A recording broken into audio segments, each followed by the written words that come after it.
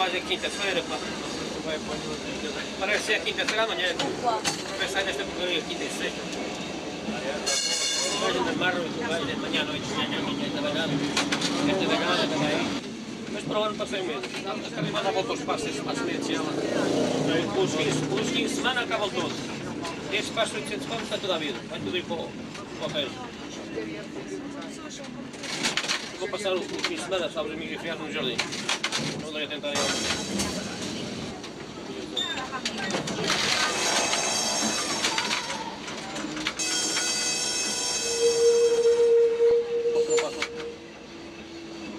O senhor vai para a feira-lada? Para a feira-lada, o senhor? Deixe estar, até agora a próxima, deixe estar. Sr. João, vá lá, Sr. João. Agora se vai queixar aqui agora. Guarda frente, agora já. Eu já sabe.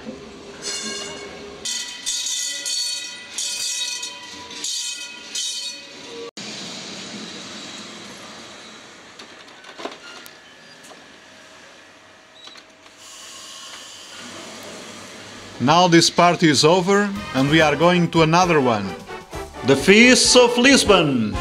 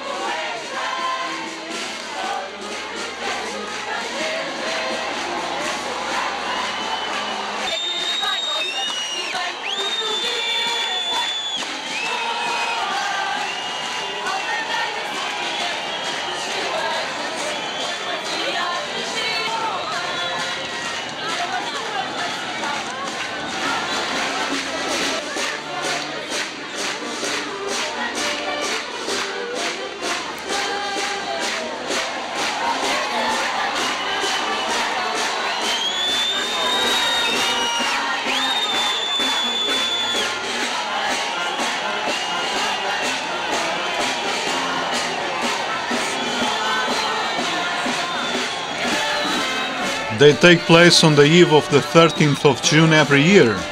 It's the day of Saint Anthony, who was born in Lisbon. Actually, in June, there are the feasts of the so-called popular saints of Portugal, which are Saint Anthony, Saint John and Saint Peter. The most important is Saint Anthony. Each quarter makes a procession and they are more than 20. The celebration goes on all night long.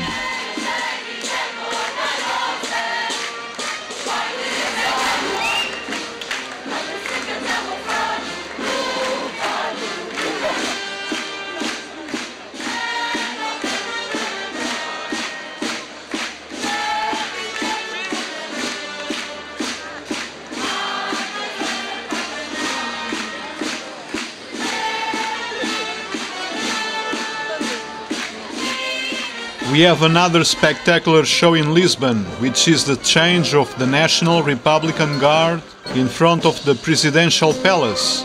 We have it every month.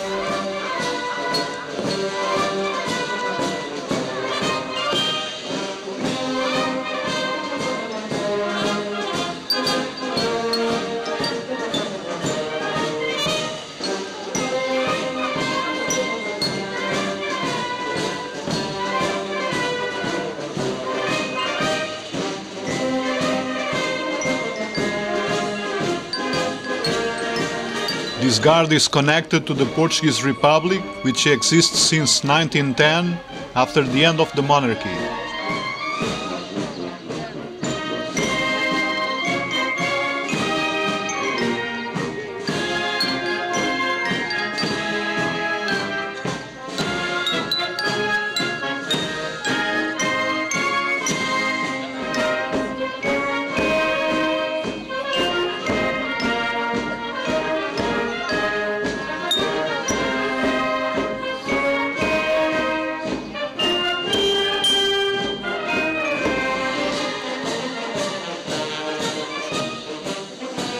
We are now going to see the palaces. We are already in front of one, an 18th century royal palace which is used today by the president. In front there is a statue of a former Vice King of India.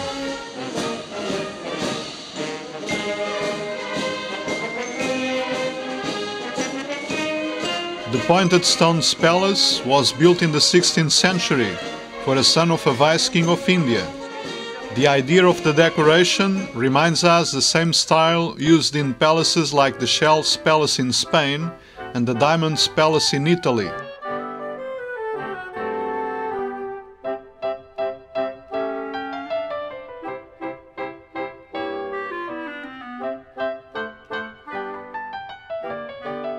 We could show you many other palaces and manor houses in Lisbon and surroundings, like the 17th century one of Marquis of Fronteira, but many of them are private.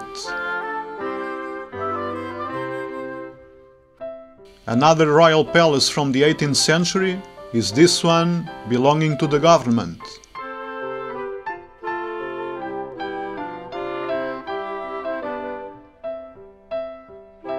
The statue of King Charles, one of the last kings of Portugal, is in front of the best royal palace we have in Lisbon, from the beginning of the 19th century.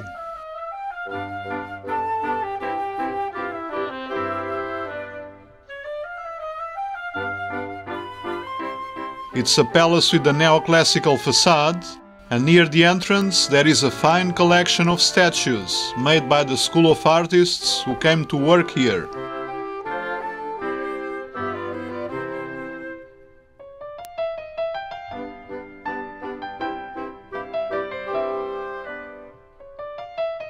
The interior is appropriate to a period when royal families used to spend much of their time inside their dwellings. It's a jumble of furniture of different styles and countries, most of them gifts from several monarchs in Europe. Paintings and portraits of the royal family match with Spanish and Portuguese tapestries, French and Italian chandeliers, Chinese and German porcelain, Portuguese and French furniture, Egyptian, Portuguese and Italian marble, and it all ends in a fantastic dining room. This is the Town Hall of Lisbon, built in the second half of the 19th century, and it was a witness of important events of the Portuguese history, like demonstrations of the Republican Revolution. Its facade in neoclassic style has an elegant frontispiece with the coat of arms of Lisbon. We always see there the flag of Lisbon, showing the boat with two ravens, a symbol of Saint Vincent, the patron saint of Lisbon.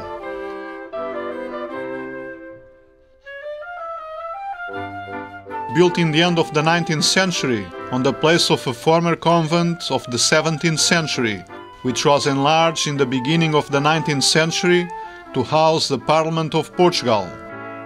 It has an imposing neoclassic facade and is watched over by two guards. This is the place where deputies meet since 1834 and is one of the most imposing buildings in Lisbon.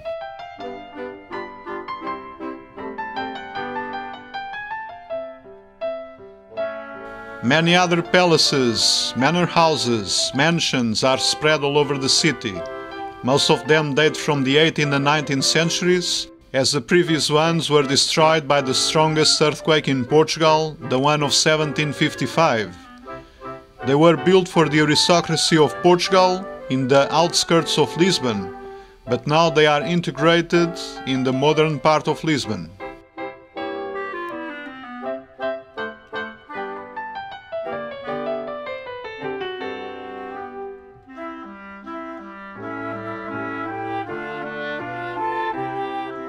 The bullfight ring dates from the end of the 19th century.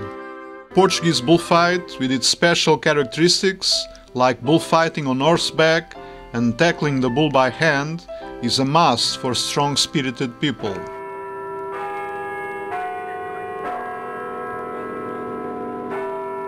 More than palaces, Lisbon has a greater artistic patrimony in churches. The most ancient we visit is the cathedral, built in the end of the 12th century on the place of a former mosque. There is a large rose window with stained glass in the facade, which is simple and austere, characteristic of Romanesque style. The sober and narrow entrance gives us the idea that this kind of constructions were used as a place of refuge in case of attack.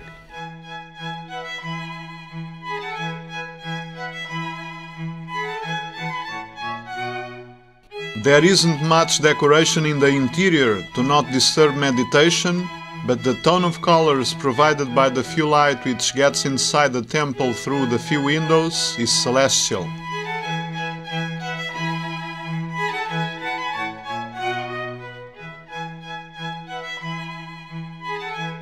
The ambulatory around the main chapel dates from the 14th century, and it is said that it was made to ease the flow of pilgrims who came to worship Saint Vincent the Martyr, whose body was brought here in the 12th century.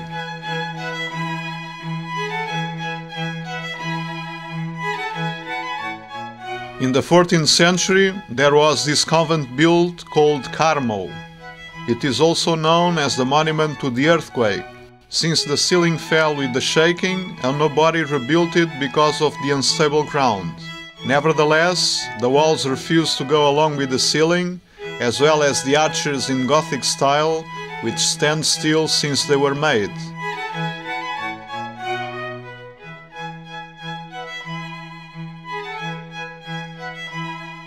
On the other side of the wall, there is an important archaeological museum with remains of the past.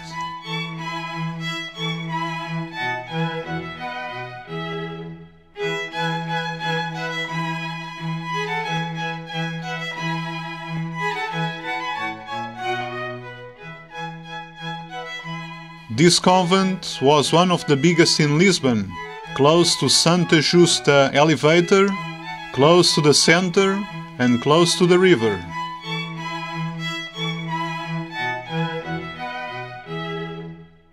We are going west to the other side of the bridge to Belém Quarter to see the Hieronymites monastery in this ascendant chronological tour. The 316 meters long facade of the monastery, started in 1502 and finished in 1580, tell us about the will of the Portuguese during the apogee of the discoveries. The south portal has in the focal point the statue of Our Lady of Bethlehem, to whom the church is dedicated.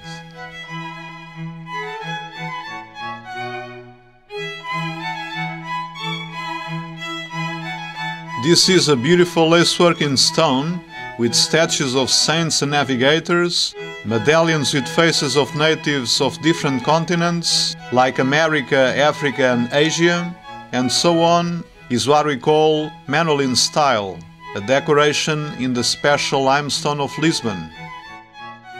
The 92 meters long church is 25 meters high, and is considered a masterpiece of architecture that refused to give in to the earthquakes.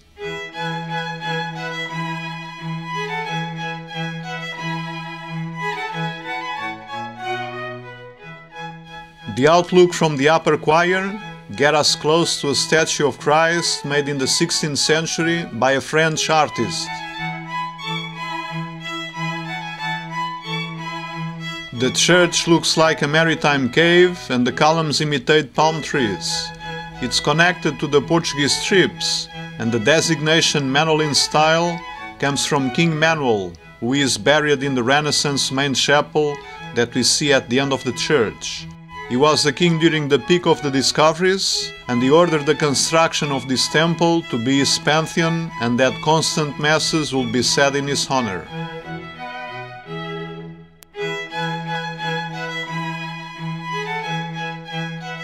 The stained glass windows are replicas, the original being destroyed by the tremble. Even so, the structure stood firm, being the ceiling a masterpiece of architecture, which seems to be upheld in the sky by graceful palm trees.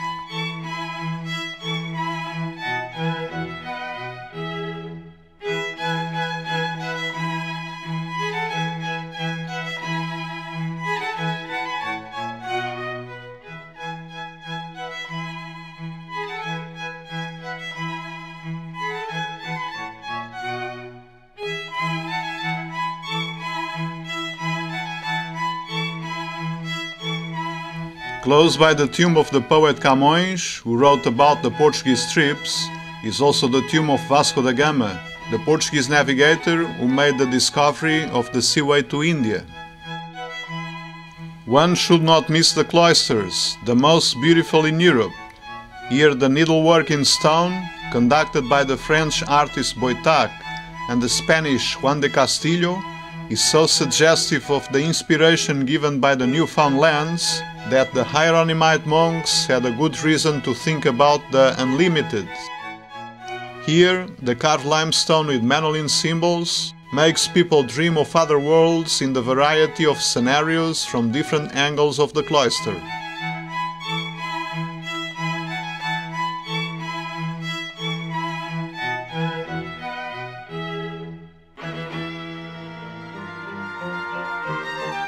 Also from the 16th century, but with a different look, in Renaissance style, is St. Roch's Church.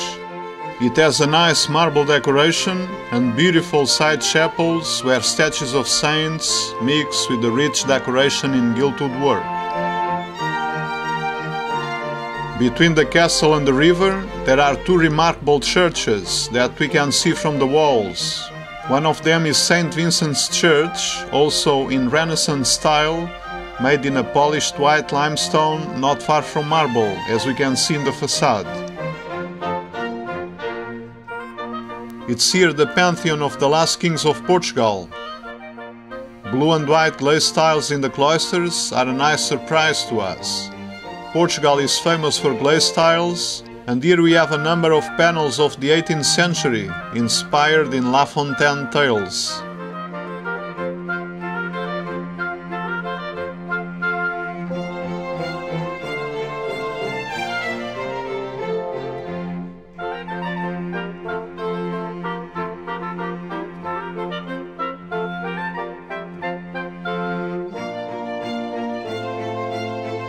Side by side with St. Vincent, there is the other church started in the same period, the 17th century.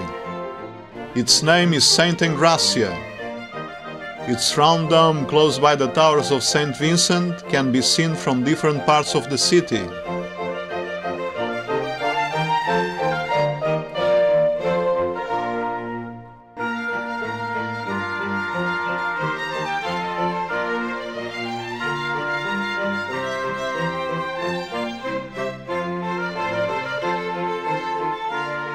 The construction, although started in 1682, was only completed 300 years later, and the